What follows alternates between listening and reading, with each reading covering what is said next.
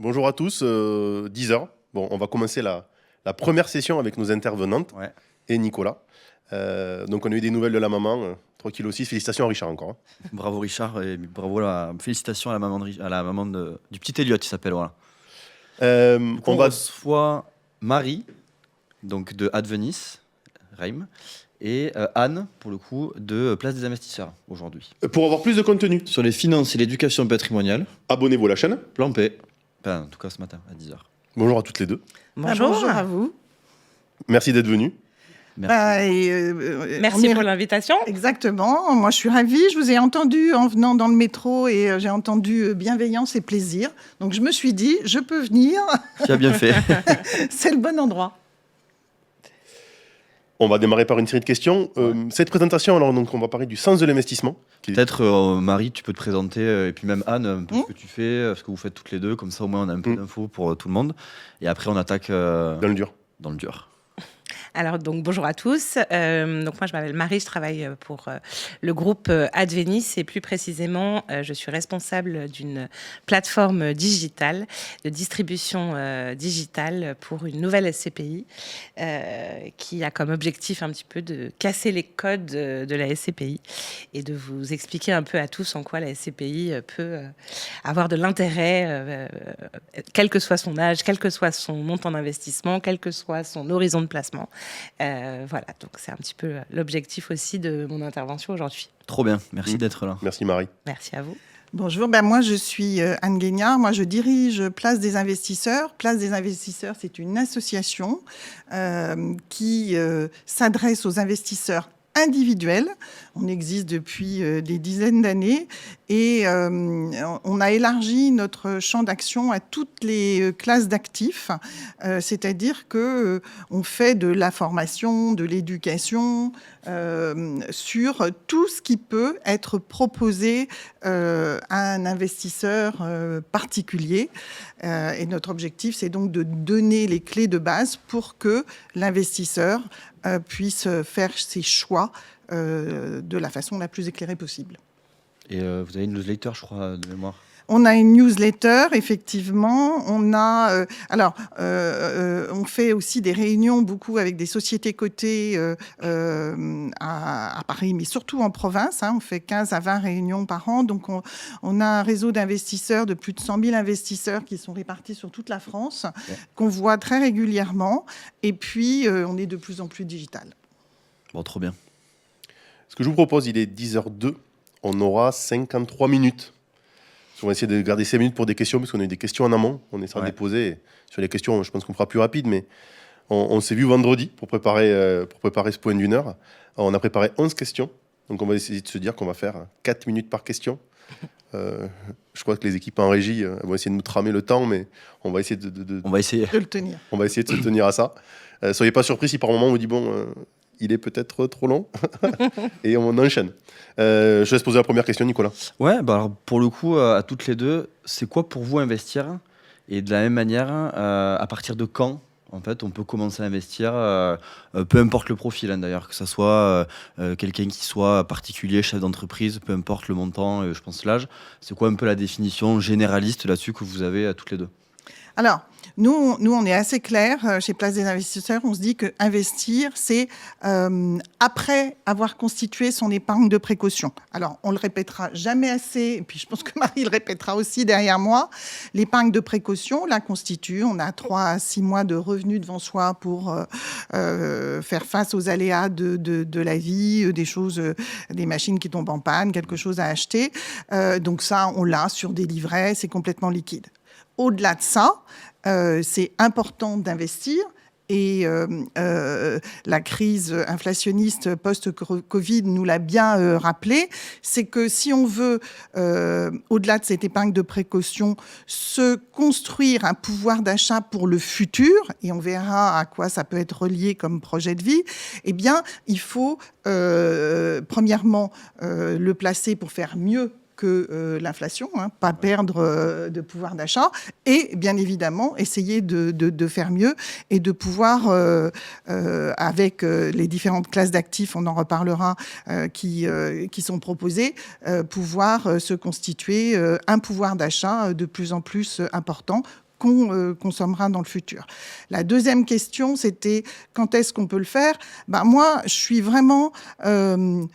Moi, je veux pas qu'on ait d'injonction. C'est-à-dire, faut arrêter de dire aux gens, oh là là, vous avez tout raté parce que vous l'avez pas fait. Voilà, faut le faire le plus tôt possible si on peut, mais il faut le faire au moment où on a un petit peu de temps pour, et on y reviendra, se poser, comprendre comment se passent les choses, comprendre les bases, et puis on y va. Mais on le verra, on peut y aller à tout âge. C'est pour ça, c'est bien, le plus tôt possible, à tout âge, mais pas se battre la coupe parce que on l'a pas fait tout de suite. Et je rajouterai peut-être une petite parenthèse là-dessus. On voit beaucoup sur les réseaux sociaux, nous on le voit parce qu'on publie beaucoup sur LinkedIn notamment, de posts hyper alarmistes. Voilà.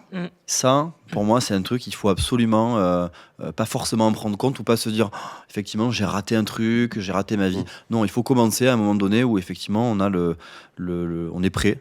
Voilà. Parce qu'il y a une manière d'être prêt, une manière d'être éduqué là-dessus. Et il faut commencer, je pense, pour le coup à ce moment-là. Fin de la parenthèse. Oui, je vais aller exactement dans le sens de ce que vient de dire Anne.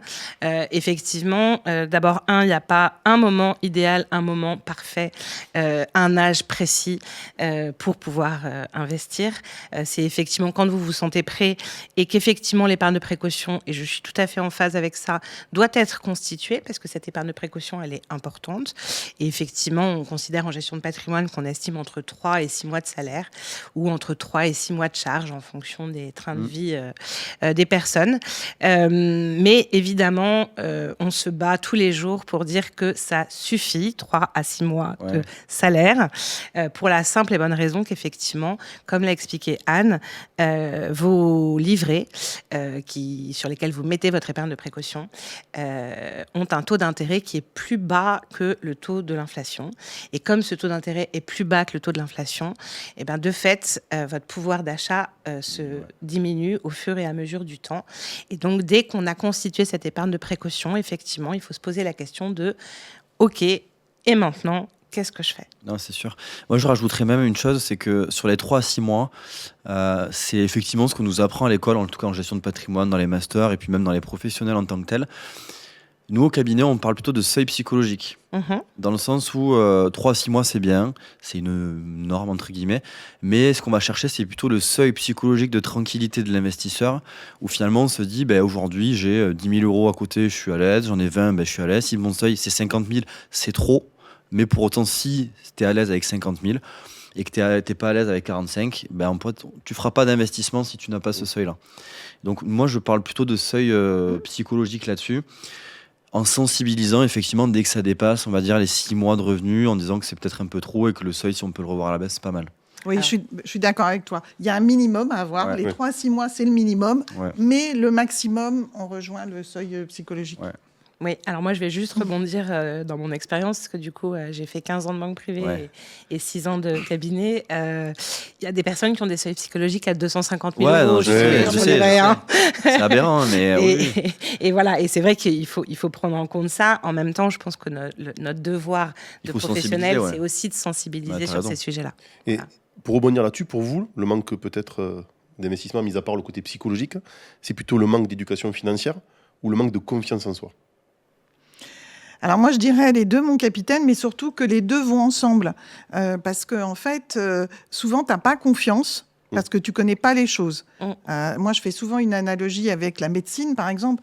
Regardez, autrefois, on nous expliquait pas, quand on allait avoir une intervention, ce qu'on allait faire, le geste, voilà. Sur la finance, c'est pareil, en fait. Si on va dans quelque chose... La médecine, on avait la confiance. Il y avait la confiance. On a la confiance du praticien. Mais du coup, il y avait la peur qui restait. Ah oui, la peur, tu l'as toujours. Oui, donc, plus tu expliques les choses, plus tu vas baisser ce niveau d'angoisse parce qu'on ne sait pas. Et du coup, ça va amener aussi de la confiance en soi. Je ne parlais pas forcément de la confiance dans les intermédiaires. Alors, la confiance dans tes intermédiaires qui t'accompagnent, ça, on y reviendra dans une autre question. Mais je pense que éducation financière et confiance en soi pour y aller, ça va ensemble, notamment chez les femmes. D'accord. Et là, merci beaucoup pour ce plateau qui est une parité complète, hein, puisqu'on est le hasard. 2 hommes, 2 femmes. Donc, pour démarrer la semaine, je trouve que c'est un bon signe. Parfait, ouais. Merci, parce que sur la finance, c'est pas toujours le cas. Ouais. Exactement.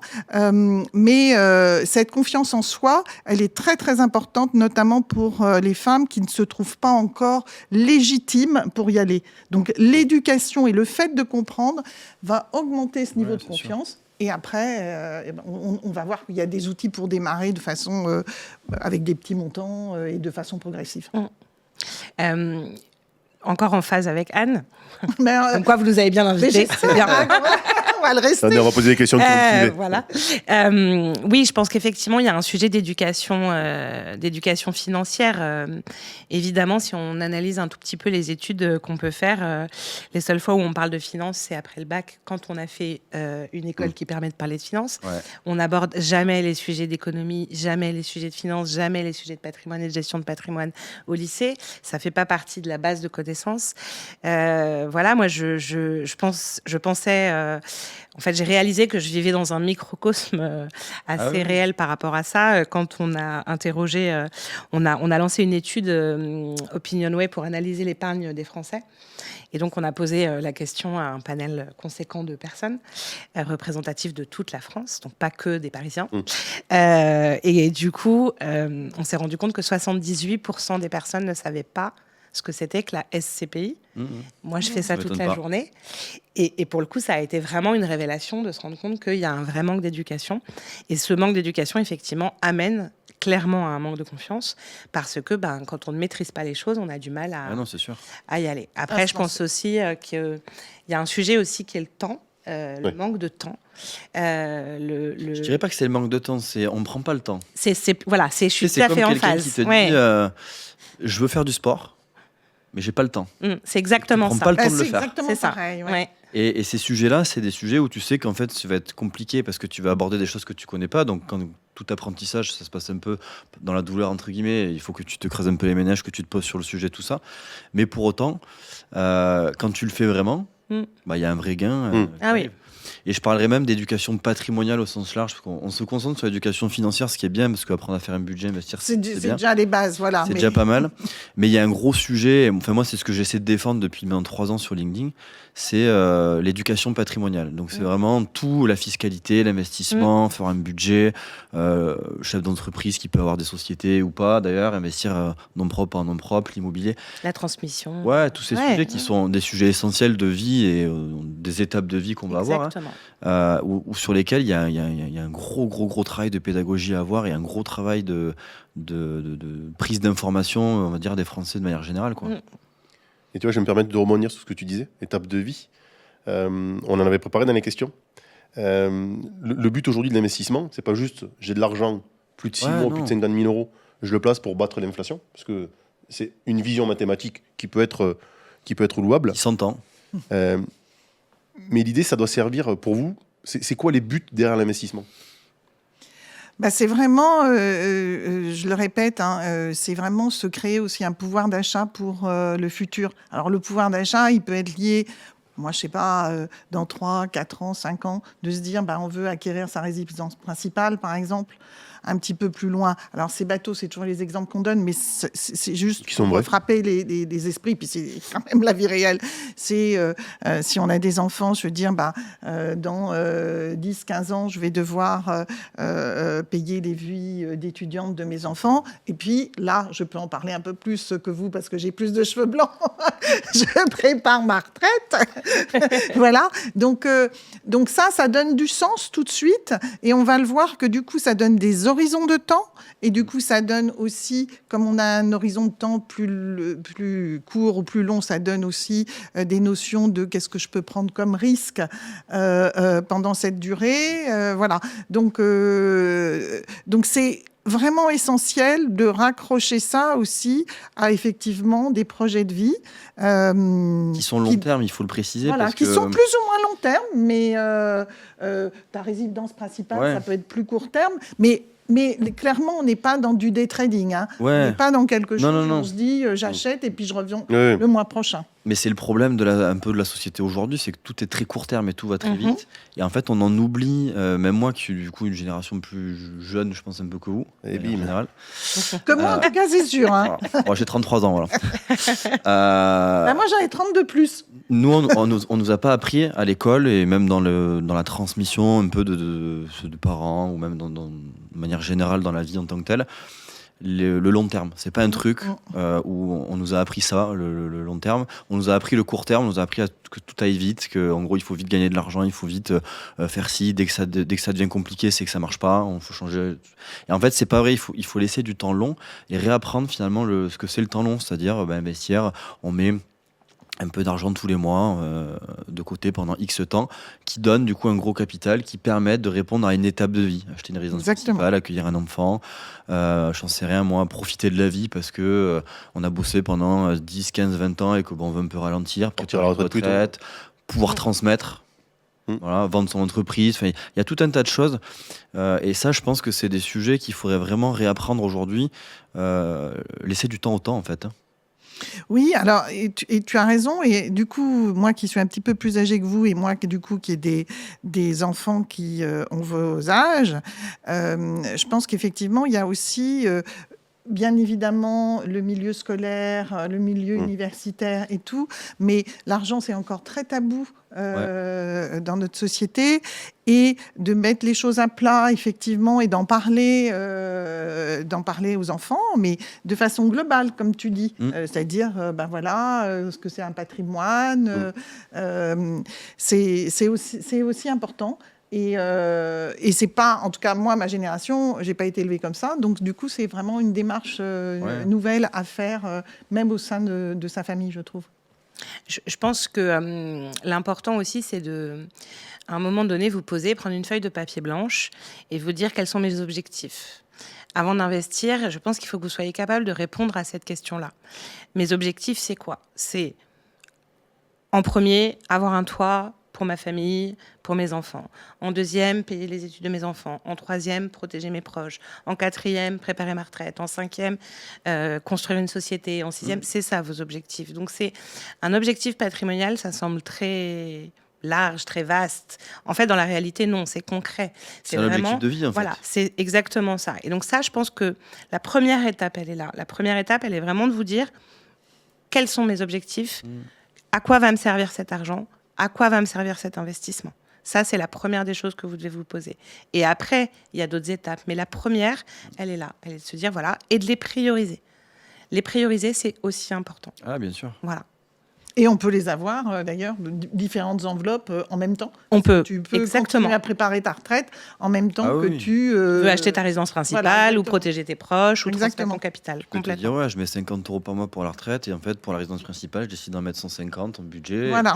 Et tu as un horizon de peut-être 5 ans pour la résidence principale et de 20 ans pour la retraite. Exactement. vois. Donc, tu n'as pas les mêmes allocations d'actifs et tout ça. Et une fois que tu réaffines que tu as ta résidence principale, tu te diras, peut-être que mon 50, je veux l'augmenter, ou j'aurai un autre projet X ou Y. C'est un peu le principe de rendre aussi, de garder des choses malléables. Et puis évolutive, bien sûr. Voilà, c'est ça, exactement. C'est-à-dire que rien n'est figé, en fait. Mais comme dans toute stratégie, exactement. Patrimoniale au global, il faut pas te figer sur des spécificités, sur des dispositifs, parce que la vie, elle est changeante, les projets de vie sont changeants, les objectifs de vie sont changeants, la législation est changeante aussi. C'est ça.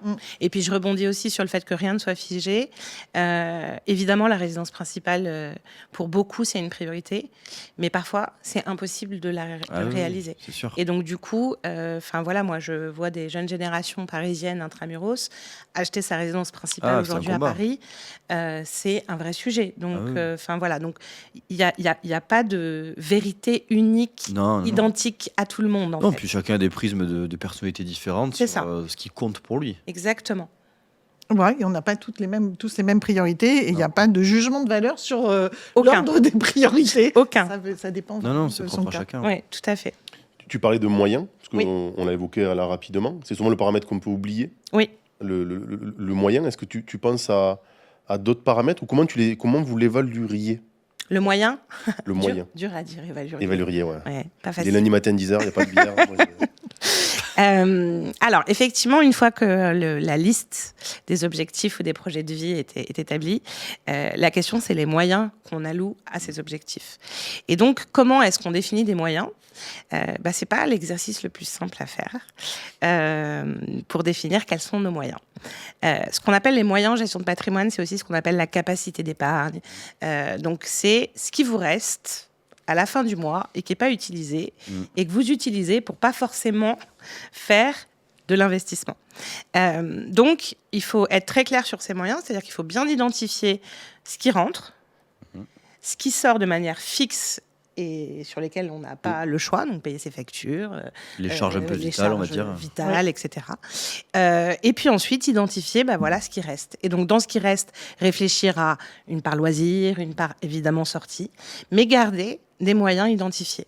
De la même... D'ailleurs, la part loisir et la part sortie, vacances ou autre, c'est un budget qui est hyper important. Il ne faut pas qu'il soit à 100% pour ça, mais il faut quand même le garder parce que c'est un budget qui permettra de ne pas accumuler de la frustration. C'est ça. Et puis, il faut l'identifier. Et puis, c'est aussi une forme de, entre guillemets, de récompense par rapport au travail d'une année, d'une période dense ou autre. C'est aussi important de se dire, je peux prendre un temps. On a besoin, de toute façon. On reste des humains. Indispensable. Et quelqu'un qui vous dira non, il faut rien mettre dans les vacances ou il faut rien mettre dans les sorties, à mon sens, c'est pas une vérité. Non. Et ça tient pas dans le temps. C'est ça. Et donc voilà, et donc vos moyens, ils peuvent être de 50 € par mois à la fin, de 150 € par mois, de 300 €. Donc ça, c'est les moyens qu'on a, c'est la capacité d'épargne qu'on a identifiée mensuellement. Après, effectivement, il peut y avoir d'autres moyens. Et donc là, il y a un rééquilibrage à faire. On a parlé tout à l'heure d'avoir une épargne de précaution de 3 à 6 mois. Si on se rend compte qu'il y a 12 mois ou 18 mois d'épargne de précaution, là, il y a un moyen identifié supplémentaire. On peut aussi avoir des choses qu'on a mis en place en étant convaincu que c'était très bien et finalement se rendre compte que ça correspond plus forcément à l'objectif qu'on s'est fixé et donc du coup pouvoir encore avoir une poche qui est disponible pour utiliser ces moyens. Et puis voilà, et dans les moyens, il y a des moyens qu'on oublie aussi souvent. L'un des moyens les plus importants, c'est votre taux d'endettement. C'est-à-dire qu'effectivement, il est essentiel d'utiliser votre taux d'endettement au maximum. Et pour le coup, même si les taux sont à 3,5 sur 20 ans, il faut quand même lever de la dette dès qu'on peut lever de la dette. C'est un énorme moyen d'enrichissement. Puis il ne faut pas oublier qu'à l'époque, moi, mes parents, mes grands-parents, ils empruntaient à des taux à 6, 7, 8. Exactement. Même plus de 10 des fois. Il y avait plus et de 10, tout à fait. Et c'était OK. Hein. Complètement. C'est juste que nous... Il y avait un taux d'inflation qui était pas les mêmes non plus. Mais... Non, c'est sûr. Mais ce que je veux te dire, c'est qu'il y avait quand même des gros sûr. chiffres. Alors la vie n'était pas ce qu'elle... Il y a mécaniquement eu plus d'inflation. Je pense qu'un euro aujourd'hui ne vaut pas un franc à l'époque. Ça, c'est une certitude. Mais pour autant, ça reste un levier non négligeable et qui font aussi que nos aînés, de manière générale, se sont aussi enrichis. Bon, il y a tout le contexte d'après-guerre, de machin, qui pour relancer les industries, donc il y a des opportunités. Mais le lever de la dette fait partie effectivement des leviers d'enrichissement possibles, en tout cas, en gestion de patrimoine. Mais c'était peut-être plus facile quand même. Il y avait peut-être... il n'y avait pas la même relation que le banquier déjà. Oui, voilà, c'est ça. Il y avait les mêmes normes je aussi. pense qu'effectivement, les jeunes que tu vois pour, notamment dans la région parisienne, emprunter pour pouvoir acquérir une résidence principale, ça ne doit pas être évident. C'est pas forcément toujours évident. Et c'est aussi pour ça qu'il faut être en capacité d'aller solliciter plusieurs banques, d'aller interroger faut pas avoir peur, plusieurs personnes. Exactement. Enfin, voilà, aujourd'hui... Il y a quand même une réalité, la fidélité en banque, c'est pas un truc qui paye. Enfin, ça paye plus aujourd'hui. Non, mais il faut être... C'est vrai. Ça paye pas autant qu'avant. Ça paye pas autant qu'avant. Ça payait beaucoup avant, à une époque. Aujourd'hui, objectivement, les conseillers ils changent tous les 2-3 ans. Et c'est aussi une dynamique qui est un peu fait exprès pour pas tisser le lien trop avec ton banquier. Donc il ne faut pas hésiter effectivement à solliciter différentes banques, quand bien même il y a une relation qui est bonne avec le banquier, enfin, peu importe, il n'y a pas de sujet, mais ça permet au moins de démultiplier les champs des possibles et de se dire, lui suit pas, lui suit, il y a telle condition, lui c'est un peu meilleur, c'est toujours pareil, on va chercher, c'est comme quand tu fais venir un maçon pour ta maison, tu vas comparer 2-3 devis. Exactement. Non, mais bien sûr, il faut faire cette mise en concurrence. C'est important. Une fois qu'on connaît ses objectifs, donc tu l'as dit, court, moyen terme, long terme, objectif de vie, ses moyens, ce que je peux mettre, ce que je veux mettre, ce que je suis prêt aussi un peu à perdre par moment, parce que par moment il y a des supports qui peuvent être un peu comme ça. C'est quoi pour vous les autres paramètres que je dois maîtriser avant de me lancer ? avant de se lancer, c'est l'horizon de temps. Hein. Ça, c'est clairement, c'est très, très important. Effectivement, si je veux épargner pour ma retraite, hein, je suis à 20-30 ans, à 20-30 ans, je peux avoir une allocation d'actifs qui m'oriente vers les actions qui ont quand même sur 20, enfin 40 ans ou 30 ans ou 40 ans la meilleure rentabilité, mais qui ont aussi une volatilité forte. Sauf que cette volatilité, quand je suis sur 20-30 ans, je peux l'accepter, sachant que plus je vais m'approcher de la date, bien évidemment, je vais revoir les choses. Hein, comme tu disais, on réévalue. Et, voilà. Mais peut-être compléter, parce que allocation d'actifs, volatilité. Si les gens nous écoutent et qu'ils n'ont jamais investi, ça peut déjà être deux termes qui sont compliqués. Alors, les actifs, hein, c'est, on a l'habitude de les classer en grandes familles. Donc, on a le monétaire, on a l'obligataire, donc les obligations, on pourra revoir ce que c'est. Et puis, on a les actions, et puis on a l'immobilier. Mais moi, je suis pas une spécialiste de l'immobilier. Alors là, je laisserai Marie en parler.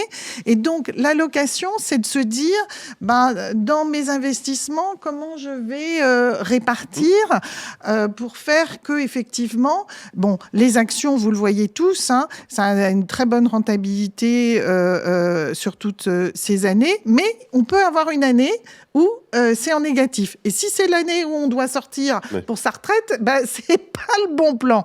Donc, ça veut dire que cette répartition et cet équilibrage entre les différentes classes d'actifs, c'est à la fois aussi entre les différents produits, mais classes d'actifs, on va la voir en fonction, par exemple, de son horizon de temps. Exactement. Son profil de risque. Oui, son profil de risque. Voilà. Mais c'est lié, absolument. C'est important, ouais. Et toi, Marie, du coup, sur le parti immobilier, parce que c'est que Anne nous l'a dit, c'est plutôt financier. Oui. Donc, alors, en fait, effectivement, l'horizon de temps, c'est assez simple.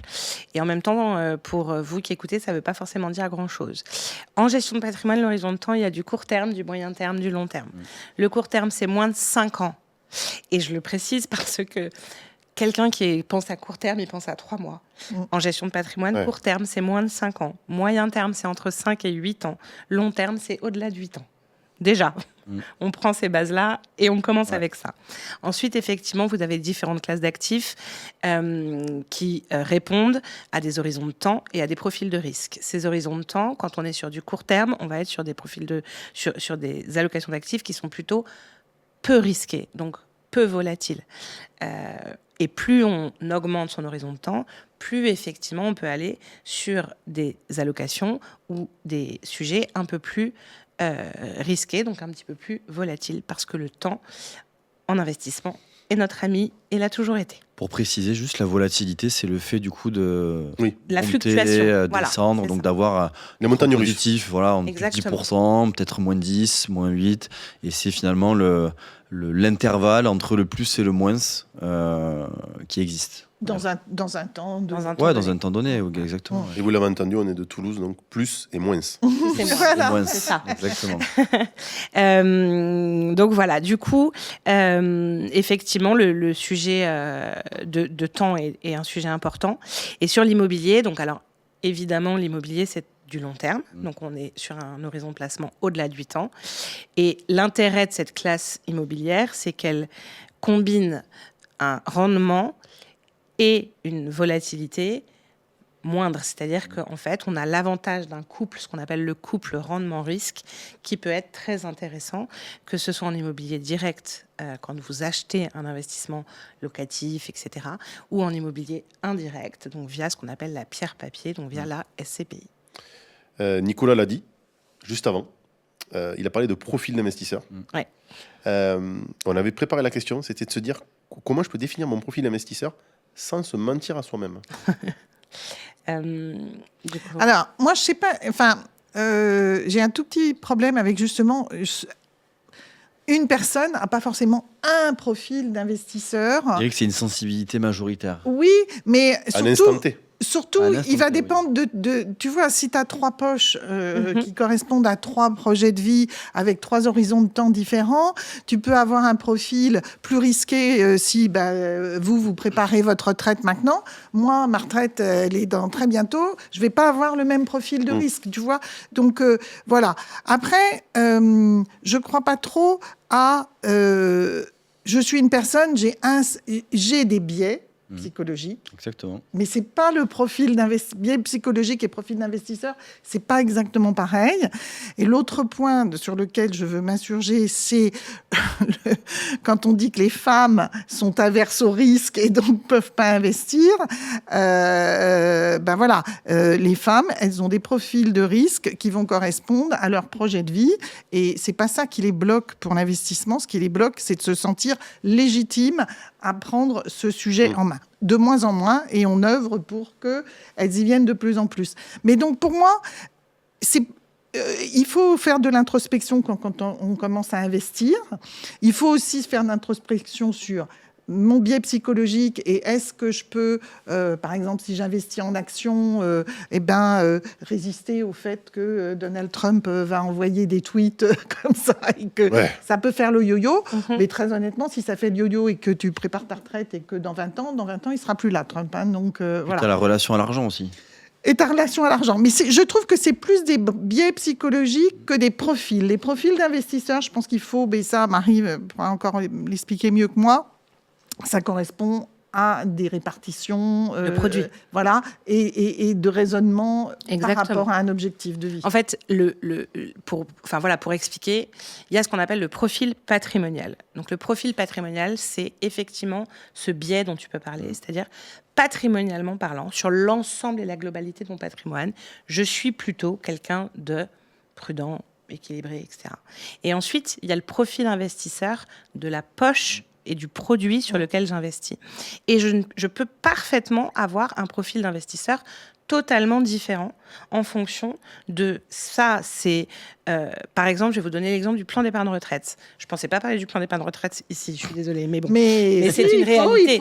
Le plan d'épargne retraite, quand on ouvre un plan d'épargne retraite à 30 ans et que son horizon est de 35 ans, tu peux pas être sur du fonds euro. On va pas être sur du fonds euro. Enfin, voilà, c'est ce que je veux dire. Lunaire. Et donc, du coup, pour ce produit-là, je vais avoir un profil d'investisseur qui sera plutôt dynamique et qui, au fur et à mesure du temps, va redevenir prudent pour correspondre à mon objectif de départ à la retraite.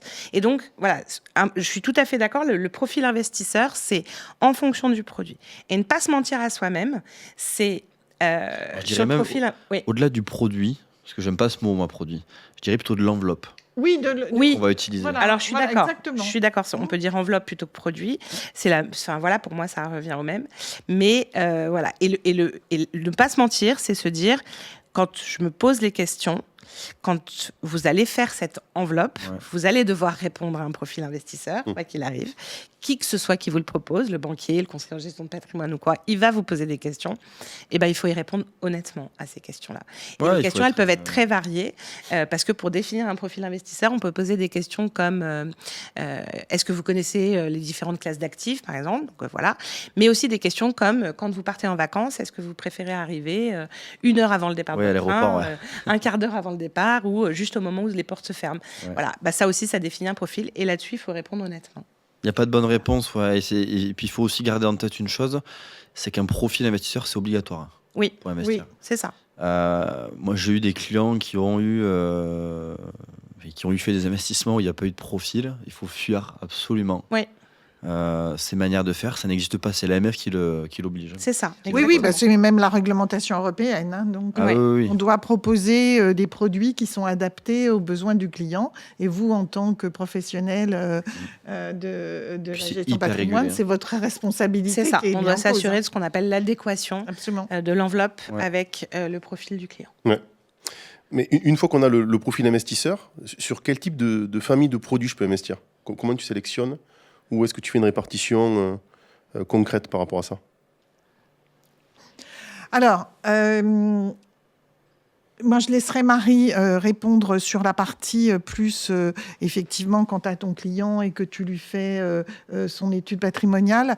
Moi, j'aimerais répondre sur les nouveaux investisseurs et qu'on voit arriver depuis le Covid.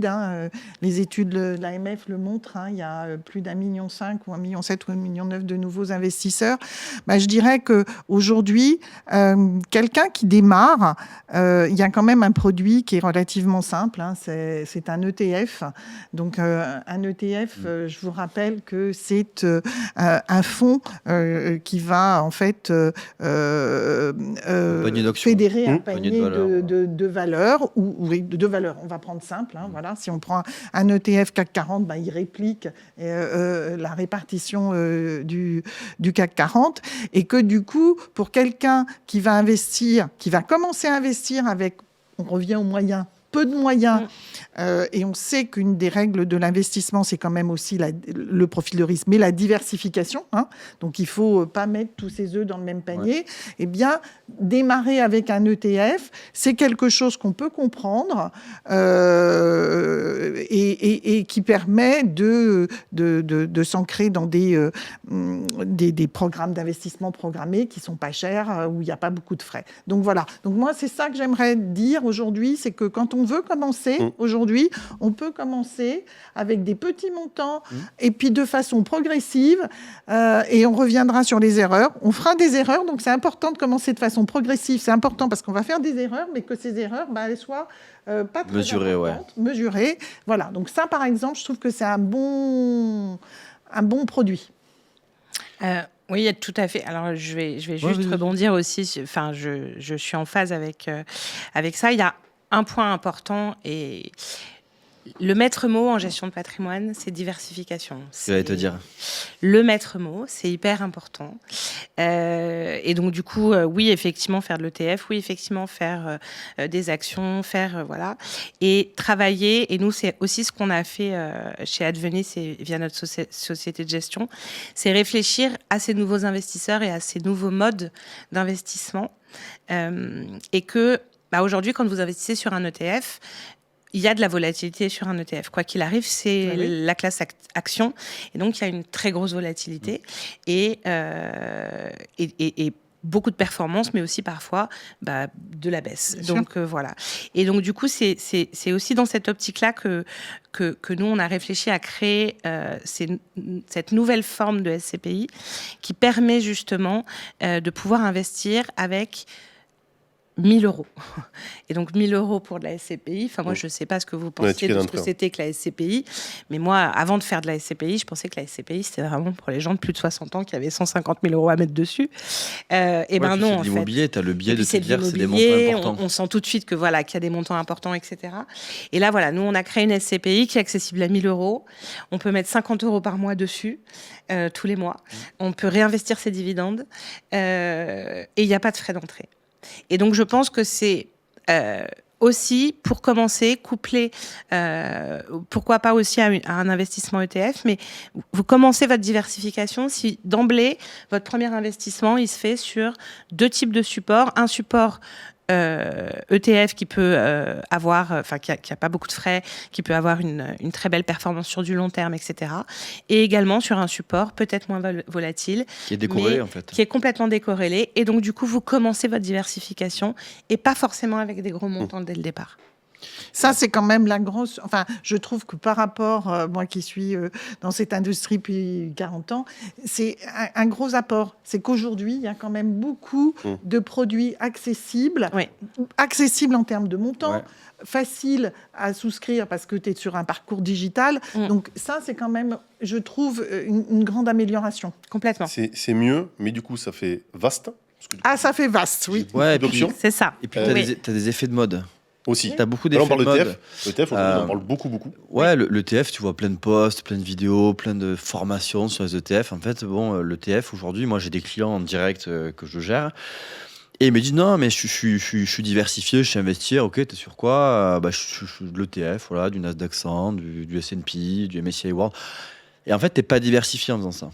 Parce que quand tu regardes en fait les valeurs qu'il y a dans ces ETF-là, mais finalement, t'es surexposé au marché américain. Ouais. Alors...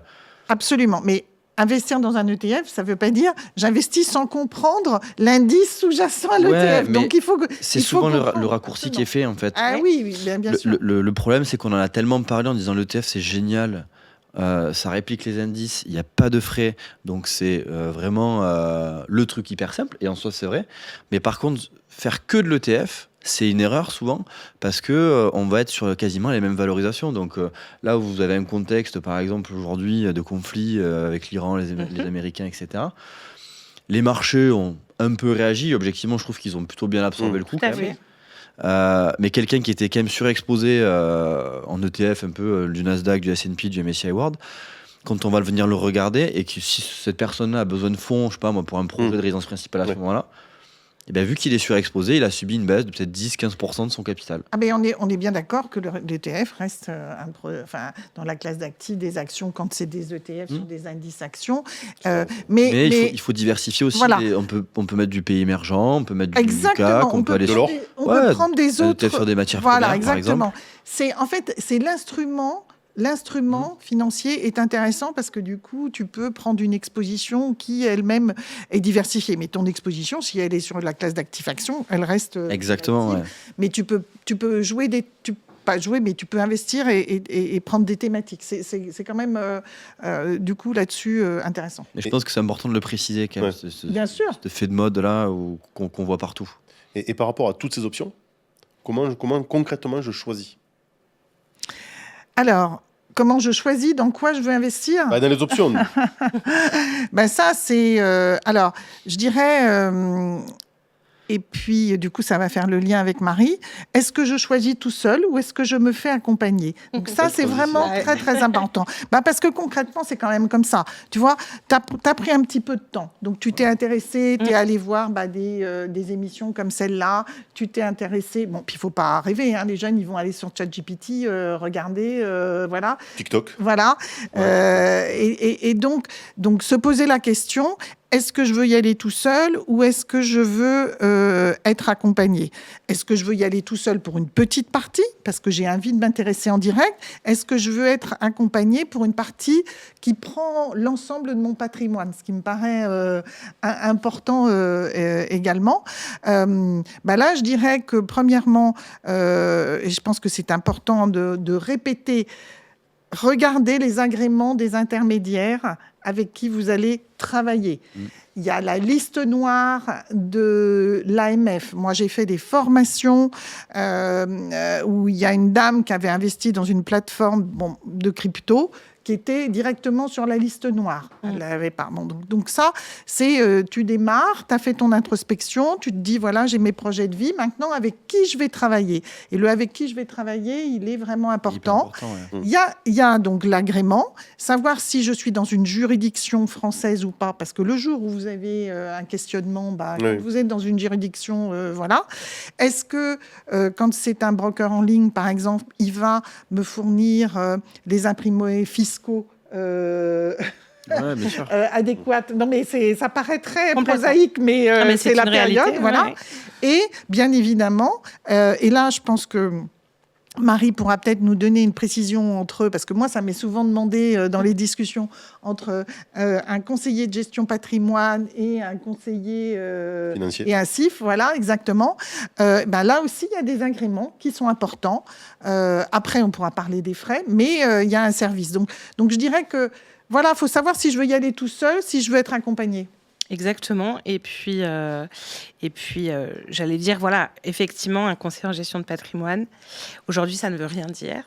Je suis désolée. Là, tu enlèves un mythe. Là, j'enlève un mythe. Mais t'as raison. Un conseiller en gestion de patrimoine n'est pas un diplôme. Un conseiller en gestion de patrimoine, tout le monde peut être conseiller en gestion de patrimoine. Et malheureusement. Oui. Donc, c'est quand même vraiment important de le savoir. Par contre, tout le monde ne peut pas être conseiller en investissement financier, donc CIF. Ça, c'est ce que Anne disait par rapport aux agréments. Donc, un conseiller en investissement financier, c'est quelqu'un qui a eu une obligation de faire 150 heures de formation, de passer un diplôme délivré par l'autorité des marchés financiers, et ensuite d'avoir chaque année un minimum de 7 heures de formation sur le sujet. Et donc, du coup, d'être... alors, un conseiller en investissement financier n'est pas un expert Moi, j'ai toujours l'habitude de me définir comme un médecin de famille, un médecin généraliste. C'est-à-dire que oui, un conseiller en gestion de patrimoine CIF, il a des compétences sur différents sujets, mais il n'est pas expert, il n'est pas expert fiscal, il n'est pas expert juridique, il n'est pas... Donc voilà, il n'est pas notaire, il n'est pas... Voilà, donc effectivement, autour de l'aspect conseiller en gestion de patrimoine CIF, il y a aussi vos experts comptables s'il y en a, des notaires s'il y en a, et d'autres professionnels. Mais voilà, vous faire accompagner, oui, et vous pouvez vous faire accompagner par un conseiller en gestion de patrimoine CIF à partir de 1 000 €. Il ne faut pas non plus imaginer qu'il faut énormément d'argent pour avoir un conseiller qui vous accompagne et qui vous aide et qui va vous permettre justement de vous dire, voilà, on repart du début, c'est-à-dire qui vous êtes, qu'est-ce que vous avez, qu'est-ce que vous voulez faire, pour quel objectif, avec quels moyens, selon quel profil. Et ensuite, mes préconisations vont être de faire tant de pourcents sur la partie action via des ETF, via d'autres types, tant de pourcents sur l'assurance vie, tant de pourcents sur le PER, tant de pourcents sur la SCPI, tant de pourcents sur de l'immobilier direct, etc., etc. Et en fait, notre métier, enfin en tous les cas le mien et celui que je représente aujourd'hui, c'est justement d'être en capacité de vous apporter de l'aide, de l'accompagnement sur ces types d'investissements et sur qu'est-ce qu'on fait, sur quel montant, pour combien de temps et pour quels objectifs. Pour rebondir sur ce que disait Marie, pour vérifier que la personne est CIF, il faut aller sur le site de l'ORIAS. C'est ça. Vous avez l'annuaire, vous mettez le numéro sirène ou le nom de la société. Exactement. CIF, conseiller d'investissement financier, donc tu les 150 heures. Souvent, ils sont COA, courtier en opération d'assurance, donc c'est l'assurance vie. Exactement. Voilà. Et souvent, ils sont COBSP, donc c'est le crédit. C'est ça. S'il est passif, il ne peut pas vous parler des CPI, il Non. ne peut pas vous parler de Girardin, Non. il ne doit pas faire de conseils. Non. Et je rebondis sur le CGP, parce que ça a été galvaudé à un moment donné. Tous les réseaux qui faisaient un peu de vente des fiscs étaient des CGP. Non, c'était des distributeurs d'immobilier défiscalisants. Exactement. En fait, c'est le problème, c'est que c'est pas un titre qui est Non, protégé. tout le monde Non. peut le dire. C'est que moi, par exemple, qui ai un master 2 dans le domaine, en gestion, en ingénierie du patrimoine, qui est du coup un terme qui est un peu plus utilisé, qui est démarquant, mais qui n'est pas non plus un terme protégé en tant que tel. J'ai le même titre, enfin le nom de profession finalement que quelqu'un qui aura fait une reconversion, qui était mécano, qui aura fait 6 semaines de formation ou 8 dans un endroit. Mais pour autant, il y a un fossé énorme sur la compétence en tant que telle, notamment sur le volet juridique. Moi, le diplôme que j'ai, par exemple, c'est la CJA, compétence juridique appropriée, qui permet de faire du conseil, ce qu'on appelle honoraire ou un peu juridique, en annexe toujours, mais de conseil des chefs d'entreprise, des rémunérations, des montages, en plus du CIF, en plus de l'IAS, du OBSP, enfin, t'en as plein. Et l'idée, c'est de trouver surtout, je pense, un conseil dans lequel il y a une confiance, il y a quand même de la compétence, et d'avoir des professionnels autour de soi qui travaillent pour soi. Exactement. Le CGP ne doit pas avoir de mal à travailler avec un expert comptable, l'expert Exactement. comptable ne doit pas avoir de mal à travailler avec le CGP, ou le notaire, ou peu importe, Tout à fait. de manière à ce que ça soit fluide pour le client, parce qu'on travaille finalement pour la même personne, Exactement. et dans le but de cette personne, et dans le but de construire des projets de vie finalement là-dessus, d'assainir, en tout cas d'optimiser un peu, de maîtriser mieux la situation initiale de la personne qui vient nous voir, quoi.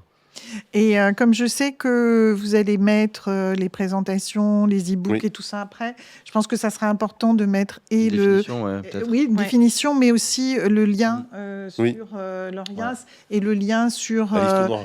et sur la liste noire. Qui n'est pas le Voilà. site le plus simple à trouver, l'AMF, liste Oui, noire. mais voilà. nous on l'a mis aussi sur le site On pourrait, faire beaucoup placedesinvestisseurs.org parce que bon, ça peut être le premier réflexe quand même, notamment je pense que pour tous les jeunes qui arrivent, Bien sûr, ouais. c'est de voir tout de suite avec quel intermédiaire ils vont interagir. Et je rebondis sur ce que tu dis. Qu'est-ce que, pour toi, on doit vérifier avant tout investissement? C'est quoi votre grille de lecture? En se disant, voilà, on me propose cette solution, qu'est-ce que je dois vérifier? La première chose à vérifier, c'est savoir si vous l'avez comprise. Voilà, c'est ce que je me dis aussi. Okay. Non, mais il y a beaucoup trop de choses sur lesquelles les blabla, gens ne ouais. comprennent pas et ils y vont. Enfin, vous devez comprendre ce sur quoi vous investissez, c'est hyper important. Et le problème, c'est qu'ils y vont parce que derrière, il y a une institution. Oui. Souvent, on le voit, alors, j'ai rien contre les banques, je préfère le dire, mais c'est souvent c'est le meilleur des exemples. C'est-à-dire que votre banquier va vous expliquer ce que c'est une assurance vie, un PER, un compte titre, un PEA, voilà, vous n'aurez rien compris. Mais vous allez quand même le faire parce que c'est la banque. Oui, Et il y a ça, une confiance dans son conseiller bancaire encore. je trouve que c'est problématique parce qu'on fait quelque chose qu'on ne comprend pas. Et à contrario, quand on va aller voir un gestionnaire de patrimoine avec qui il y a de la compétence, il y a de l'expertise, il y a tout ça, qui va expliquer la même chose, où finalement vous aurez compris, vous allez dire ok, super, génial, ben, je vais le faire avec le banquier. Ben, c'est incroyable, c'est-à-dire que le CGP a fait en sorte que tu as compris. bosser. Ouais. Et tu vas avec le banquier qui, lui, a fait en sorte que tu ne comprennes rien, mais tu vas quand même faire avec cette personne-là. Et donc, c'est là où il y a encore, je pense, un vrai travail à avoir, de pédagogie au niveau des banques, en tout cas, pour avoir des explications beaucoup plus limpides et claires pour les gens en tant que tels, parce qu'on ne fait rien. Enfin, pour moi, il ne faut rien faire tant qu'on n'a pas compris effectivement la solution. Mais ça, c'est vrai pour tout dans la vie, que ce soit l'investissement ou toute autre chose, le bricolage, je sais pas moi, l'éducation des enfants, savoir qui on est. Enfin, il y a tout un tas de choses qui s'entremêlent là-dessus. Mais il faut comprendre vraiment les choses de manière globale, quoi.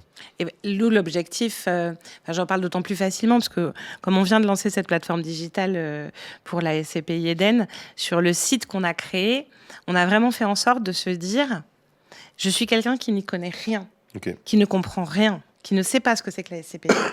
Je vais essayer de créer quelque chose qui, à la fin, te fasse comprendre qu'est-ce que c'est, comment ça marche, combien ça coûte. Ouais.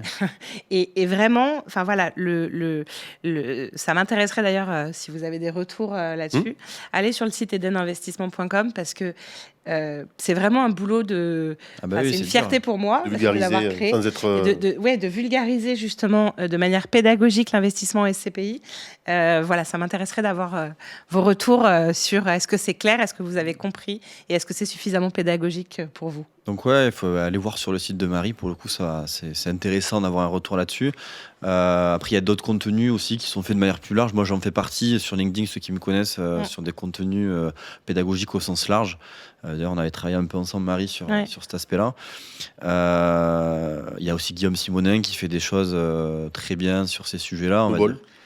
Snowball aussi. Nous, on a fait quelque chose, mais vraiment même plus basique en investissement, enfin sur qu'est-ce que c'est que le marché financier, comment ça fonctionne et tout. Mais qui sont des essentiels aussi, basiques et qui sont gratuits sur Investisseur Academy.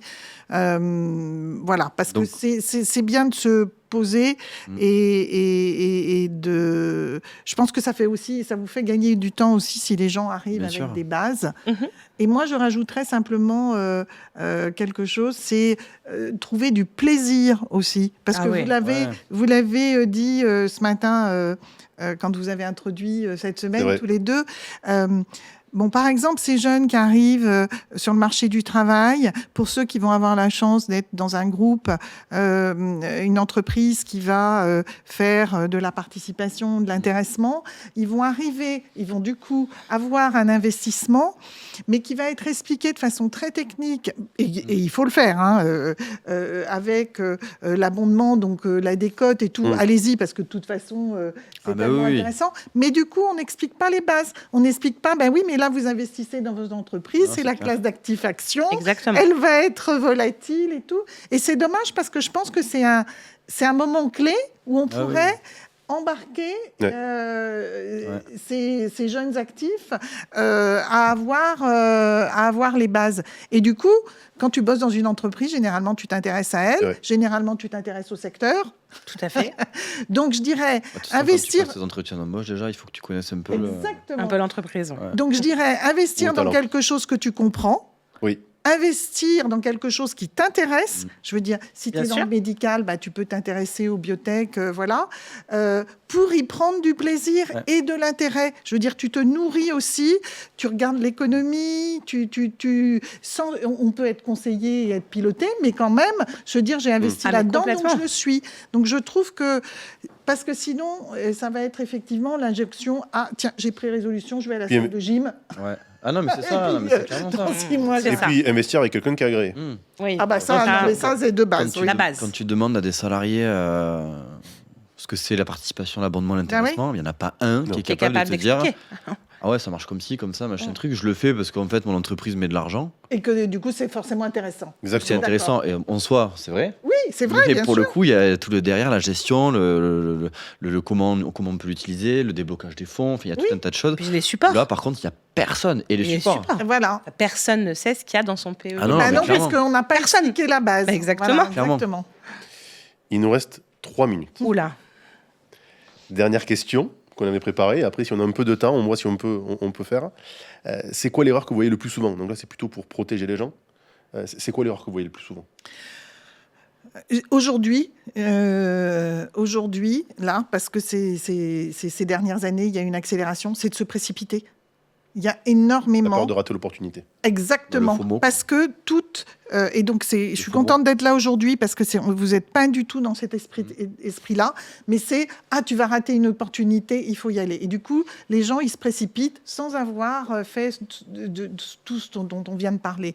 Donc, je dirais ça. Et deuxièmement, accordez-vous le droit de faire des erreurs. Le cerveau humain, il fonctionne comme ça. Donc, mais des petites. Sur des petits montants. Mais c'est pas grave si on fait des erreurs sur des petits montants.